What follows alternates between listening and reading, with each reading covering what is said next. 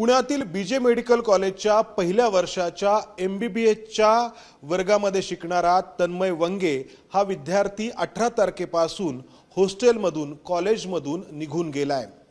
तन्मय वंगे हा मूळचा कोल्हापूर जिल्ह्यातील पेठ वडगावचा राहणार आहे।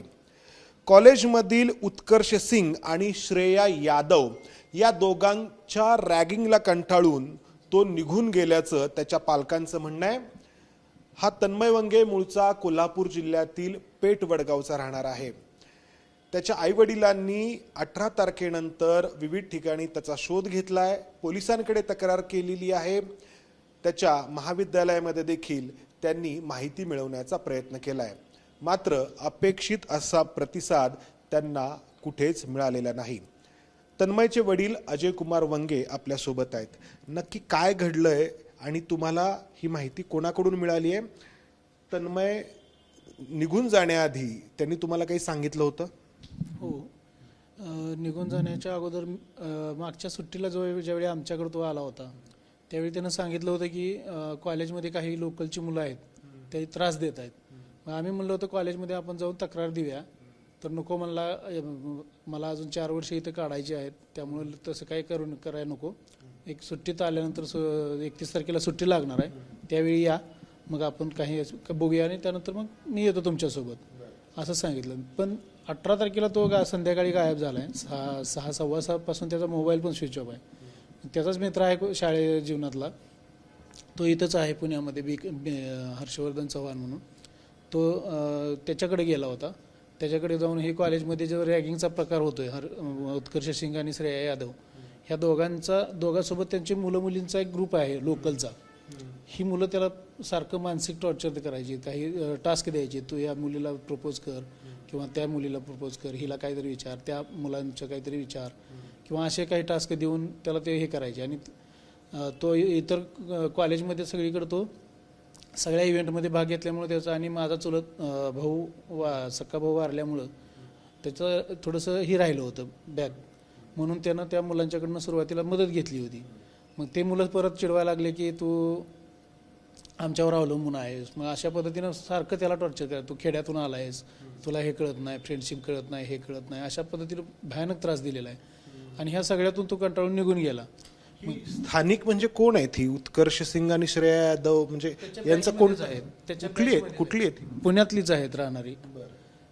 पुण्यात कुठं राहतात हे काही कल्पना नाही, परंतु ह्याची तक्रार मग आम्हाला त्या मुलांनी हर्षवर्धननं सांगितलं की अशा पद्धतीनं तो माझ्याकडून काकाकडे जाणार आहे म्हणून गेलाय। त्याच्याकडे ही सगळी त्यानं त्या दिवशी सांगितलं त्या हर्षवर्धनला, आणि तिथून काकाकडे जाणार आहे म्हणून तो निघून गेला। तिथं येऊन गेलाय, परंतु तो हॉस्टेलला पण गेला नाही, आणि माझा मावस भाऊ हडपसरला राहतोय त्याचा काका, तिकडे पण गेलेला नाही। त्या दिवशीपासून गायब आहे। मग हर्षवर्धननं दुसऱ्या दिवशी आम्हाला सांगितलं की त्याचा फोन लागत नाही, तो काकाकडेही गेलेला नाही आणि ह्याच्यात पण गेलेला नाही, हॉस्टेलला पण गेलेलं नाही। मग परत आम्ही हॉस्टेलच्या मुलांशी चौकशी केली, विचारणा केली, तरी पण ते काही माहिती झालेली नाही। मग नंतर पण आम्ही दुसऱ्या दिवशी त्या दिवशी आलो, माहिती झाली त्या दिवशी, आणि मावस भावांनी आणि मी मिळून तक्रार केली खराडी पोलीस स्टेशनला। आधी बंड गार्डनला मावस भाऊ गेला होता तिथल्या पोलीस स्टेशनला, ते म्हणले की आमच्या एरियातून तो गेलेला नाही, जरी तो विद्यार्थी इथला असला तर तो आमच्या एरियातून गेला नाही। आम्ही पोलिसांकडे जेव्हा माहिती घेतली तर 18 तारखेला तन्मय पुणे रेल्वे स्टेशनवरून सोलापूरकडे जाणाऱ्या एका ट्रेनमध्ये चढल्याचं दिसतं आहे, हुतात्मा एक्सप्रेसमध्ये। मात्र लोणीकंद नंतर त्याच्या मोबाईलचं लोकेशन ट्रेस होत नाही, असं खराडी पोलिसांचं म्हणणं आहे। त्यानंतर 21 तारखेला आणि शेवटचं 23 तारखेला त्याच्या मोबाईलमधलं इंटरनेट सुरू झालं आहे, असंही पोलीस म्हणत आहेत। मात्र त्यानंतर ना त्याचा फोन सुरू राहिला आहे, ना त्याचं इंटरनेट सुरू आहे।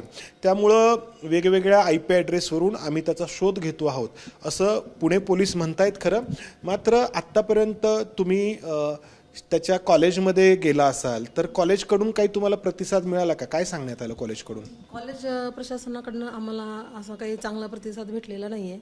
आम्ही त्यांच्याशी बोललो, पण आत्ता त्यांनी जस्ट कमिटी फॉर्म केली। 20 तारखेलाच त्यांना पूर्ण आपण अर्ज दिलेला होता, FIR पण दाखल केलेली त्यांना दिलेली होती, पण जसं आम्हाला हवं आहे तसा काही रिस्पॉन्स भेटलेला नाही आहे। आत्ता काल त्यांची कमिटी फॉर्म झाली, काल परवा दिवशीच। त्याच्यानंतर पण पुढे पण त्यांनी काही मुलांना बोलून घेतले, ज्यांनी रॅगिंग केली आहे तर त्यांच्याकडनं काही आम्हाला असं अपडेट त्यांनी दिलेलं नाही आहे की काय प्रकार झाला आहे काय नाही ते. तुम्हाला बोलवलं? काल मला कॉलेजमध्ये बोलवून घेतलेलं त्यांनी 6 वाजता आम्ही गेलो होतो. मला बोलवून गेल्यानंतर मी मग विचारलं बाबा तुम्ही काय काय केलं या प्रोसेसमध्ये. तर म्हणले आम्ही कमिटी नेमली आणि कमिटीतून आम्ही सगळ्या मुलांची मुलाखत घेतली, विचारले त्यांना, त्यांचं लेखी स्टेटमेंट घेतलं. म्हणलं बाकीच्या मुलांचं मला काय नको आहे, पण त्यात ती जी 2 मुलं आहेत उत्कर्ष सिंग आणि श्रेया यादव किंवा त्यांचा ग्रुप आहे, त्या ग्रुपनी काय तुम्हाला दिलं आहे ती माहिती आम्हाला द्या. तर त्यांनी म्हणतात की ते तुम्हाला देता येत नाही माहिती, आम्ही अगोदर डीनना देणार, डीनशी चर्चा करणार. कोणाशी बोलला तुम्ही? कोण अधिकारी आहेत तिथे? नाही तो पहिलं नाव? एक ठीक आहे, प्रधान यांच्याशी बोलला. ते म्हटले की तुम्हाला माहिती प्रधान म्हणून आहेत. हां, ते म्हणजे 5-6 जण होते आम्ही बोलताना. ते म्हणले की देता येत नाही. म्हणलं सर थांबा, मग डीनशी बोलूया म्हणलं आपण. तर डीनची मिटिंग चालू होती म्हणून डीन काय म्हणले मी बिझी आहेत, त्यांना नंतर बोलवा वगैरे असं काय ते त्यांचं सुरू होतं.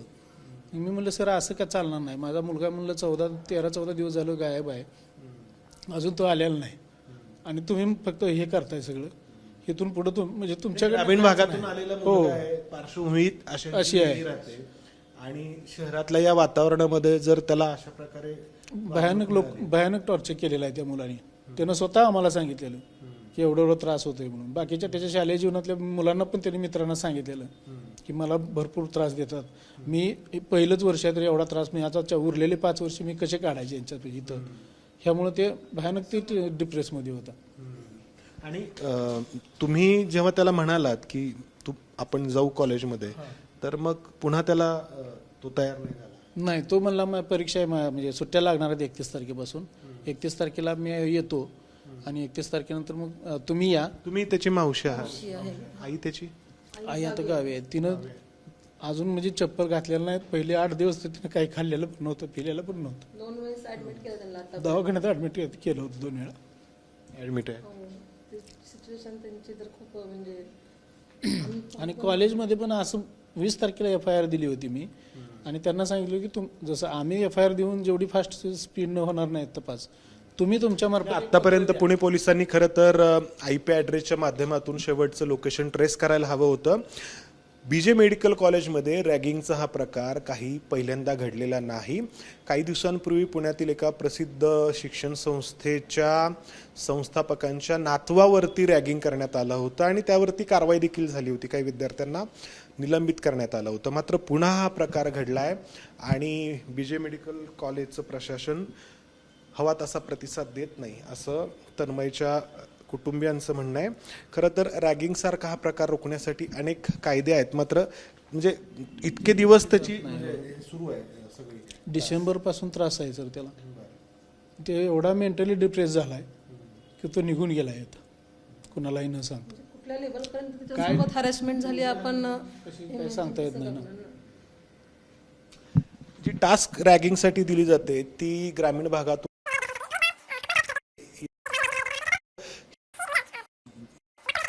त्यांनी मेडिकल कारवाई वरती पुण्यात. मला काही पालकांचे पण फोन, साताऱ्याचे काही कुठले अष्टे पालक आहेत, ह्या दरम्यान मला फोन आला होता त्यांचा. त्यांनी सांगितलं की आमच्या मुलीला पण भयानक इथं म्हणजे त्यांच्या पुतणींना पण भयानक त्रास झाला होता. इथल्या मुलींनी त्याच्यावर रॅगिंगचा प्रकार केला होता. ती मुलगी पण अशीच कॉलेज सोडून गेली होती. 4-5 दिवसानंतर ती सापडली नाही. त्यांनी तक्रार वगैरे सगळं केलं, सापडली नाही अजिबात. आणि नंतर मग तिनं सुसाईड केलं सर. शेवटी ती सुसाईड झालं त्या मुलीचं आणि तिचं करिअर तर झालं, परत त्याच्या सुसाईडमुळं त्यांची आईनं पण म्हणजे हे होऊन त्या पण वारल्या. म्हणजे त्यांचं घर अखंड उद्ध्वस्त झालं सर. म्हणजे BJ मेडिकल हा काय पहिला विषय नाही, अशा अनेक गोष्टी आहेत सर. परत बऱ्याच हॉस्टेलच्या सिनियर मुलांनी पण आम्हाला सांगितलं की मागच्या 2-3 वर्षापूर्वी अशा मुली पण निघून गेलेल्या आहेत, त्यांनी असंही केलेलं आहे. मुलं मेडिकलमधून मेडिकल म्हणजे त्यांच्या हॉस्टेलमधून मुलं निघून गेलेले आहेत, मुली निघून गेलेल्या आहेत. अशी बरीच रॅगिंगचे प्रकार तिथं होत आहेत असं सिनियर मुलांनी पण आम्हाला सांगितलं. तर जसं म्हटलं, हा BJ मेडिकल कॉलेजमध्ये घडलेला रॅगिंगचा पहिला प्रकार नाही. त्यामुळं कारवाई रॅगिंग करणाऱ्या मुलांवरती तर व्हायला हवीच. मात्र BJ मेडिकल कॉलेजचं प्रशासन करतंय काय, हा प्रश्न या ठिकाणी उपस्थित होतो आणि सर्वात आधी तन्मयचा शोध घ्यायला हवा. कॅमेरामन राजेश बिडकरसह मंदार गोंजारी, ABP माझा, पुणे.